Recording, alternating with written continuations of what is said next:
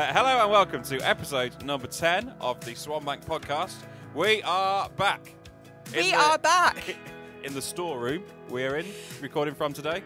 The storeroom, guys, is my office. Yeah. I have a very lovely office. It's lovely. And it's warm. Beautifully decorated. And it is, I think it is. I like my colour scheme. Yeah, I know nice some cushions. Don't. Nice cushions. Dead plants. Have we told them about my plant? Maybe. Have we? Know. That was probably pre-podcast times. Maybe. So, let me just tell you, I have a kind of plant. I don't really know what kind of plant it is, actually. Foliage. Foliage. Spiky kind of foliage. Of looking a bit like a palm tree, I guess. Anyway, and when I was on my mini sabbatical last year, Sam and Alice failed to look after my plant. To be fair, I didn't ask them to. No. But we were given no instructions. No. But rather than me coming back to my dead plant, I came back to a plant that they tried to pretend was healthy by colouring it in with Sharpie We found pens. a green Sharpie. We found the deadest bits. And we tried to cover up our I don't think, murder of the plant. Can we go that far?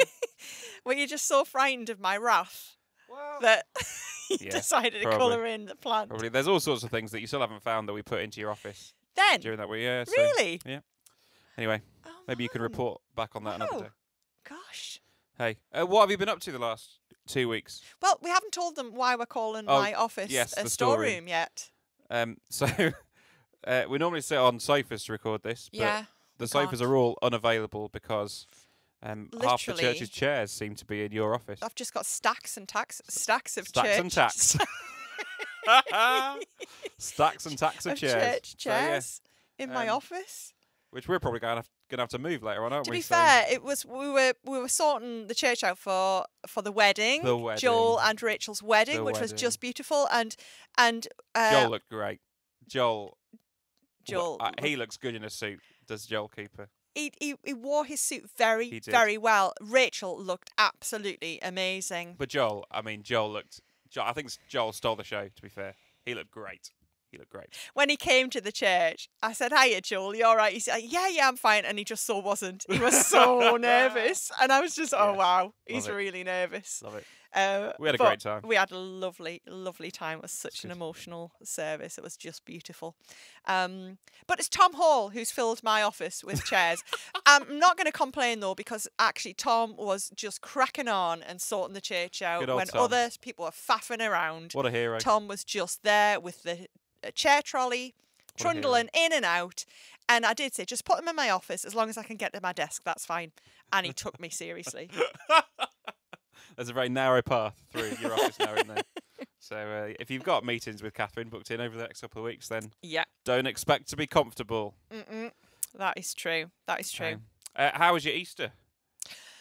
Oh, Easter! You know, Easter was less than 2 weeks. I know. Ago. Bizarre, isn't it? How it feels like ages ago, doesn't it? A long time ago. Yes. Easter. We had a good Easter weekend here, didn't we? We had a lovely time. We did. And you had a couple of days off afterwards. Was that good? It was good. It was very good. It was those couple of days where it went from being really nice weather to snowing all in one day. Yeah. So it was a bit bizarre. I made a gate. Did that. That was exciting. A gate out of snow? No. Like, instead of like a snowman? No. You made a snow gate? How much snow did you have? Not that much. I'm just being stupid. No. I bought. It was what I said. I made a gate. I bought one for 20 quid from B&Q and put it drilled together it into the wall. Yeah. Oh well done. So thank you. I feel very proud of it. Is it like a half-size gate or is it a full-size gate? It's a half-size gate. We've got a pesky dog that doesn't spend much time. You've got a dog? Well, no. You'd think we had a dog for the amount of time this other dog spends in our garden. Oh, okay. Because you're not really a dog lover, are you? No, it's horrible. I can tell that about you. This dog like camps out in our front garden at times when I need to leave the house, and I'm like trapped in the house because I can't get out. It's a nightmare. Are you frightened of it? Oh, absolutely terrified. Oh, okay. Absolutely terrified. It's massive. Oh, okay. And scary, and it barks. So yeah, but that's so funny. So whenever I come near it, it barks its head off and looks like it wants to eat me. That's because you're frightened of it. Alicia, I dropped her off at the house, and then I was going off somewhere else, and the dog was out at the time, and she walked up the path to our house, and the dog followed her like the most obedient, cute little thing you've ever seen. So I'm not very happy about the whole dog situation. Gosh. But now we have a gate, so now I don't have to be in fear in my back garden anymore. Wonderful. So it's okay. Excellent. It might be the worst bodged gate you've ever seen, but at least it keeps the dogs out. Keeps the scary dog out. Excellent. Doesn't stop the cats though. Nightmare. I'm not a cat fan. Oh, no. So you used your couple of days off very well. Used it very well. Yeah. Indeed. Good. But I mean, Easter weekend we had a great time. 3 really good services. One that went a bit wrong, but 3 really good services. Oh wow. Monday, Thursday, Good Friday, and Easter Sunday. I had loads of people engaging. You and Ali and Amy did a really good job pulling it all together and sharing some really good, powerful, challenging messages. And we've had some really good feedback, I think, haven't we? And we have. People who've watched from far and wide. It's been great. Yeah, we've had quite a lot of people, haven't we, recently get in touch and say you are going to still continue the live stream when you're meeting together and things, which is just lovely because what we found is that people are, even though people are going back to their own churches as some churches reopen, particularly people who've tuned in from a distance, they're still committed to sharing with us as well, which kind of just reminds me that we're part of something so much bigger than ourselves. Yeah, it's a whole new way of being a church family, isn't it? I suppose. It is. Yeah. You know, like there's people who watch our Bible study every week or who comment on a Sunday, and we're now in a place where we can treat them as much as part of our church family as we would somebody who you know, lives on Moreland Road and comes every Sunday. There's that. It's a completely different way of being church family. That we have got a group of middle-aged, progressive Christian women from America who are tuning into our Bible studies. Love it. It's great. It's great, isn't it? It's brilliant. Why they listen to us? How they found us in the first place. But they did. And so they listened to us before Christmas and sent a message of encouragement to us and asked us when we'd be doing something more. So we told them to tune in through Lent. And it's just fabulous. Great. It's great, isn't it? Love it. We're having a good time. We are.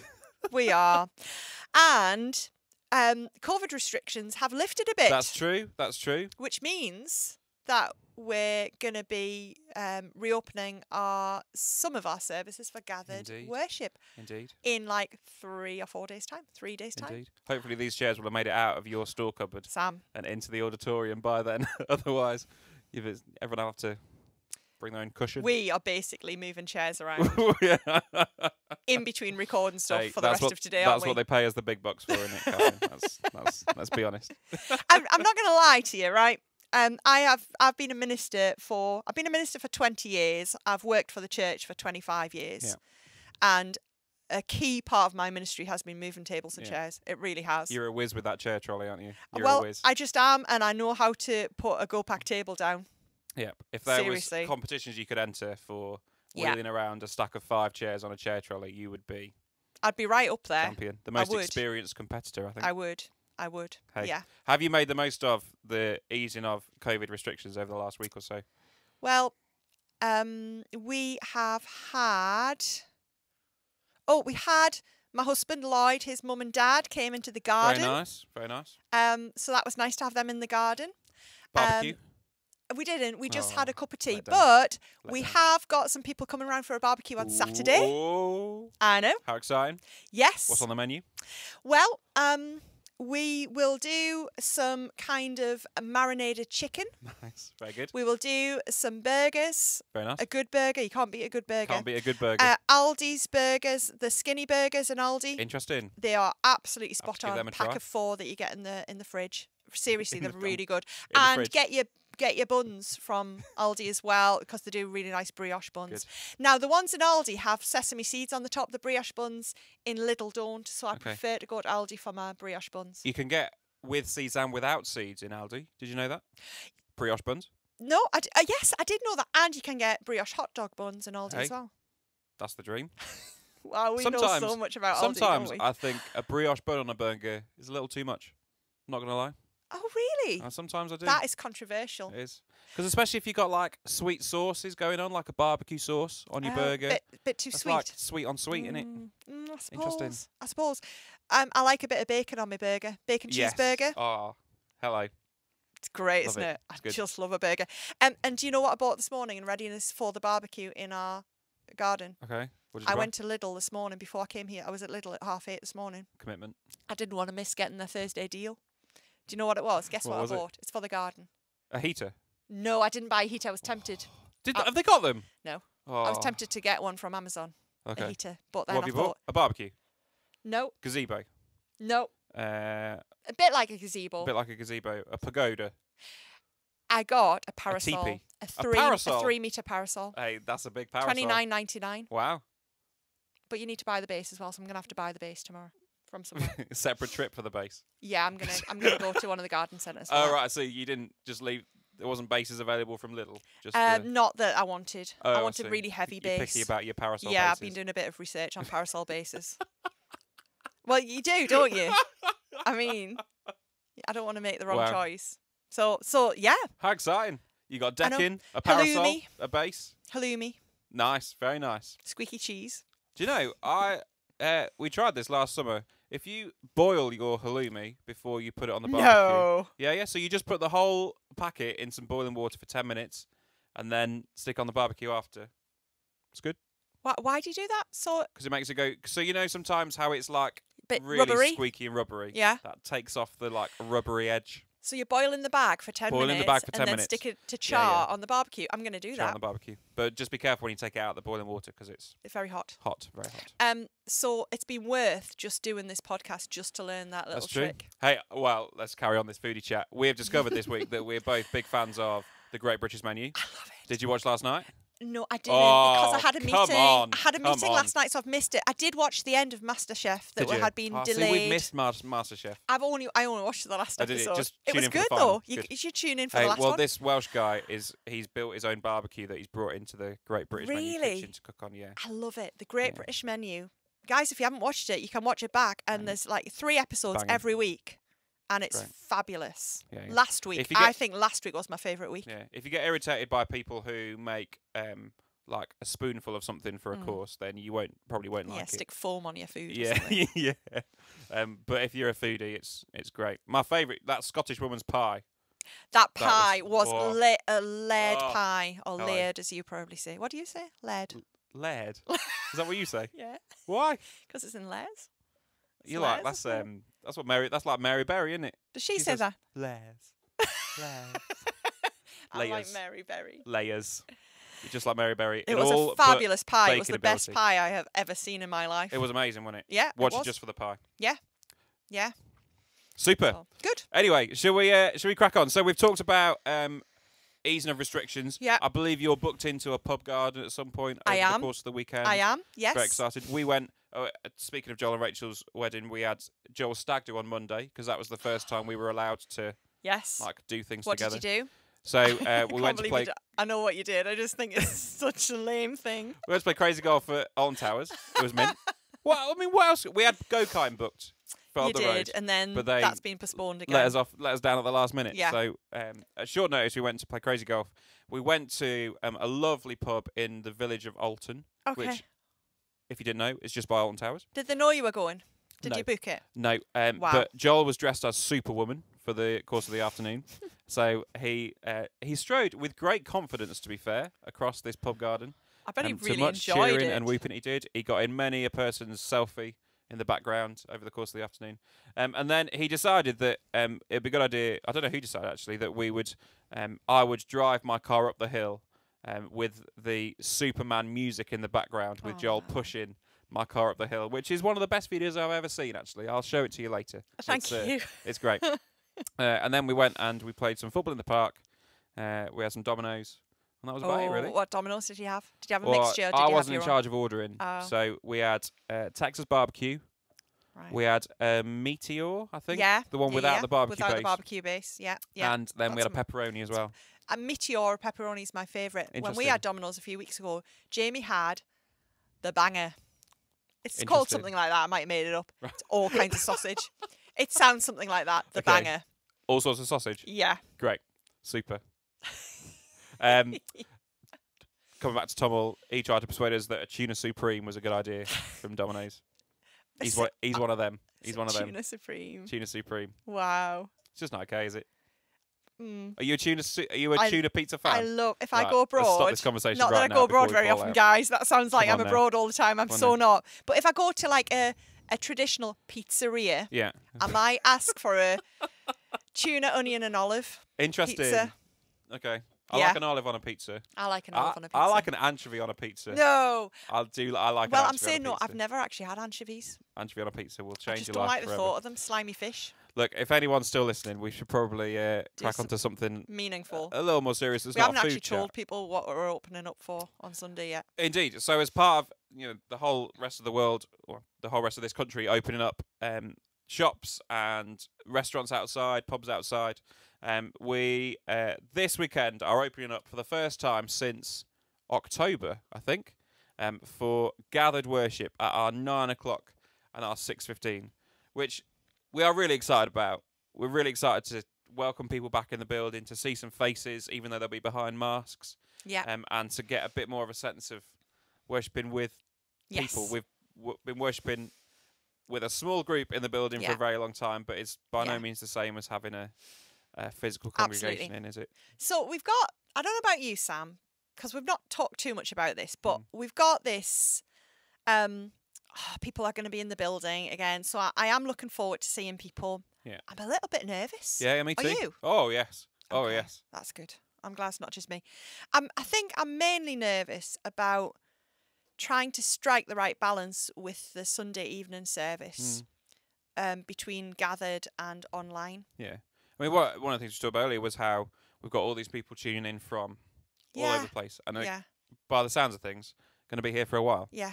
And what we'd hate to do, I think, is to make the live stream experience a lesser experience than the in-person experience. Yeah. But we also don't want to make the in-person experience a lesser experience than the live stream experience.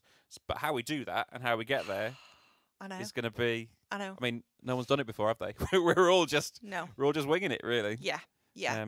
So we've got some plans, but it's very much going to be we're asking people to really bear with us, because we're going to just tweak stuff, try stuff slightly differently over the next few weeks until we find something that we think is able to offer the best quality for both in person and live stream.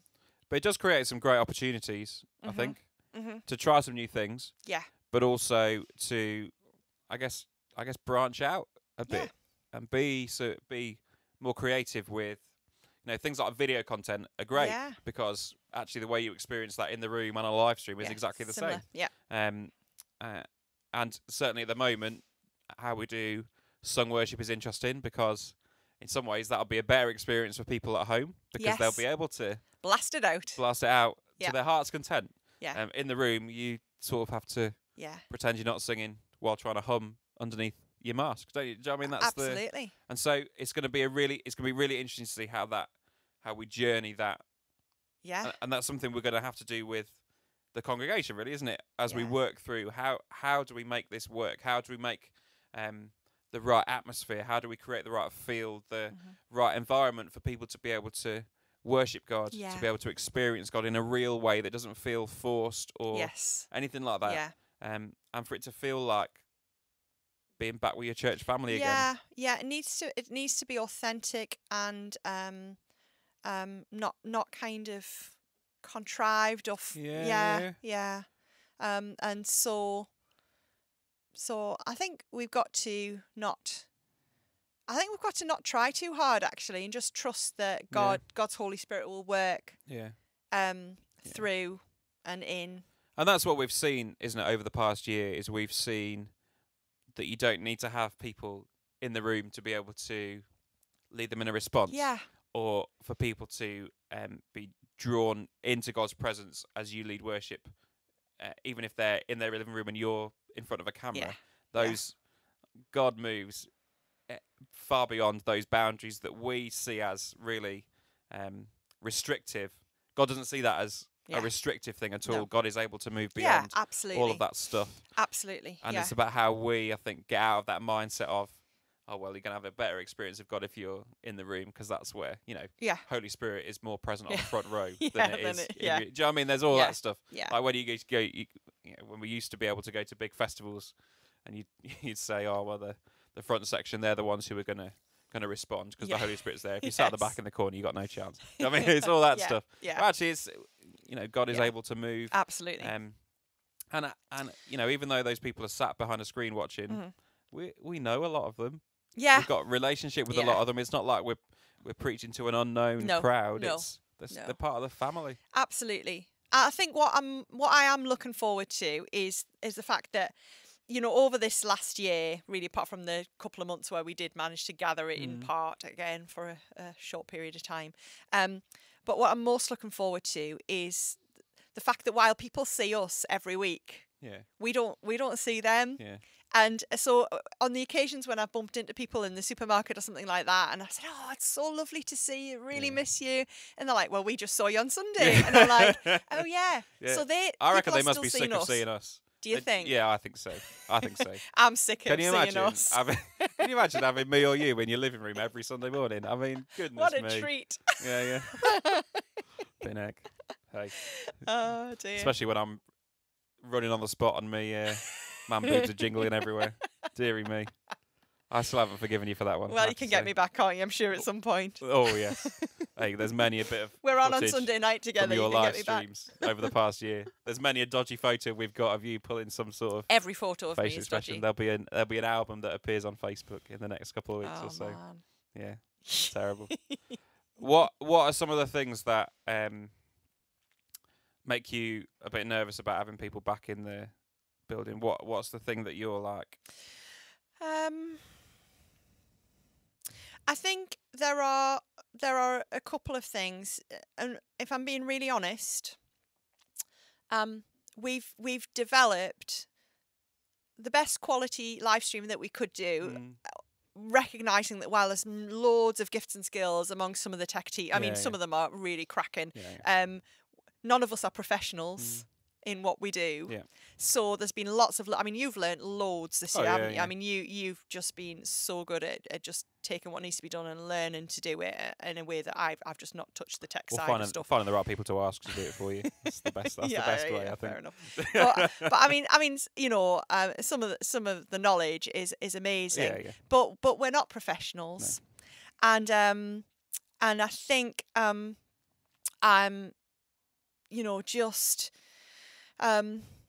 aware that we've really pushed some of our team. People who are working full time, who've got families that they've given over and above. Yeah. And I'm also aware that the challenge from our perspective of continuing a good quality live stream, which we're going to do, and continuing the in-person stuff that's going to hopefully build over the next few months. And just how we manage that in a way that doesn't exhaust one another. It certainly feels like we've put all our energy into getting to this point, and now we've got to put another lot of energy into getting to doing the next bit of the journey. And that's not to say it's not worth doing the next bit of the journey, and we're not excited about doing the next bit of the journey. Yeah. But it's a huge challenge to come back because we could put on a normal service tomorrow without much thinking about it, but it's not going to be a normal way of gathering together. It's a whole new way of doing it, isn't it? Which is going to be a challenge. It's not going to be easy for us to work through, and that's all because we want to make sure that the people watching in the building and at home have the best opportunity to be able to meet with Jesus twice on a Sunday. That's what it's all about, really, isn't it? And having something that people still feel like they feel able to share on Facebook so that others can join. We've got people who had the live stream shared with them in March or April last year, and I've watched every week since. And they've never come into the building, they've never come and been part of a physical service, but I think there's one booked in on Sunday who's been watching from the beginning and now is really excited about coming to be part of the physical congregation for the first time. We don't want to lose that opportunity for evangelism that has been created on a Sunday morning and a Sunday evening. And so that's where our priority is, I think, really, is making sure this is still an opportunity for invitation and for welcome and for mission and evangelism, because That's the heart of our church, really, isn't it? It is the heart of our church, and certainly from the summer, you've heard me going on quite a bit about pastoral evangelism, which is kind of where I really feel God's leading us. And I know, when I look back to Sundays pre-COVID, for me, they are full on, because after the service, I'm engaging with people pastorally in all sorts of ways, in some really deep ways. And I know that at the end of the service, and I love the buzz. Do you know? I love I get my energy from people. But I know that basically from when people come into the building, people are wanting to chat to me about whatever's going on in their lives, and I'm really happy to do that. Then we kind of share in worship, and that's full on. And then the afterwards, when people say, "Can I just see you?" and "Can I just have a chat?" and I know that there's a number of people who are waiting to do that. That's all part and parcel of what I do, and I love my job. But that takes energy. And I know that all of us, I think, as we've journeyed through COVID, are feeling quite weary. We're tired, aren't we? So how we balance that in a way that's going to be right and life-giving for one another, how we love one another well, how we respond to one another pastorally really well, and how we engage in worship really well, but how we also make sure we look after one another. I think that's really interesting to hear you say that, because you don't have to know you very well to know that the reason you got into ministry was for your love of people and your love of preaching. Really. Do you know, those two things? And those two things are the things that energize you and make you come alive. And to hear you talking with a bit of reticence about going back to those things, on a Sunday, it says a lot, I think, about the toll that this journey has taken on us as church leaders. It's been intense, hasn't it? And we recognise that we're not the only ones who've struggled, and there's probably people who are even more exhausted and weary than we are, for sure. But the way we come out of this time needs to ensure that we're ready for the long haul. This is not just we want to come back and we're focusing 3 months down the line. Our focus is a year, 2 years, 5 years down the line, because that's that's the call on us, is to be people with a sense of long-term vision for what God wants to do here at SwanBank, in Burslem, in Stoke-on-Trent and beyond. Someone challenged me. Well, actually, I was preparing something. It's before I came to Stoke-on-Trent, and I was asked to speak to a group of pioneer ministers about resilience in ministry. And so and they asked me because they said that they felt I was one of the most resilient people that they'd known. I'm not saying that to be braggy or anything, but because they'd known kind of the journey that I'd been on with the challenges at home, and keeping going through all of that. And they thought that I would have something that I could, that might be useful for people to hear. So I started to look into the word resilience. And it's not a good word, actually. It's a word we use often, but when you look at the roots of it, it's not actually great. And I ended up saying, actually, do we want to be resilient ministers, resilient Christians, resilient people, or is there something more that we need to learn? And so I think we ended up talking about being able to stick at things, being able to persevere, being able to dig deep when we need to, all of those kind of things, having energy to be able to do what we believe God's calling us to do, but actually to do it from a place of knowing that there is an ebb and flow to life and pattern that's really important as well. So moments of activity, moments of high energy, but moments of breathing, recharging, and that kind of thing. And a friend of mine who's a minister in London just sent a message. I'm on a working party with a few ministers, and she just sent a message to that working party. We work really closely together, so we know each other well now. And she just said, "Look, guys, seriously, take care of yourselves. Look after one another." She said that people in leadership in churches in London are just dropping like flies at the moment. And I thought, oh right, okay, wow. And I don't really fear that for us, actually, but I think it's a word in season that we just need to listen to the Holy Spirit as we emerge. And I think one of the things that is exciting as we come back together is that we can draw more people in to be part of what we're doing. Yeah. Up to this point, because of all the restrictions that have been in place, Yeah. we've been working with what is a relatively small team for what we've actually been able to put out. Yeah.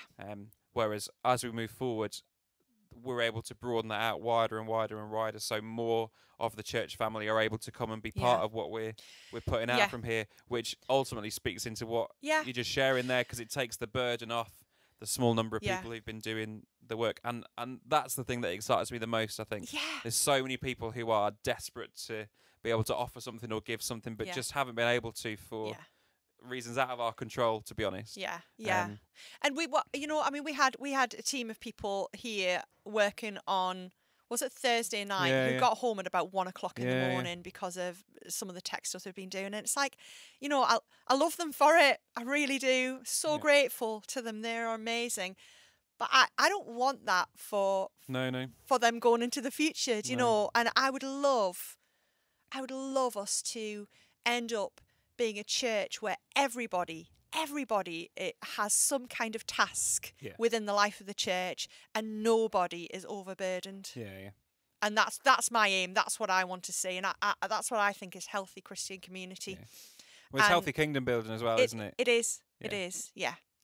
It's not just about building our own community up. It's actually about offering what we have here in knowing Jesus and serving Jesus, following him to the community. And that's better done when everyone is involved and everyone has a place. Absolutely.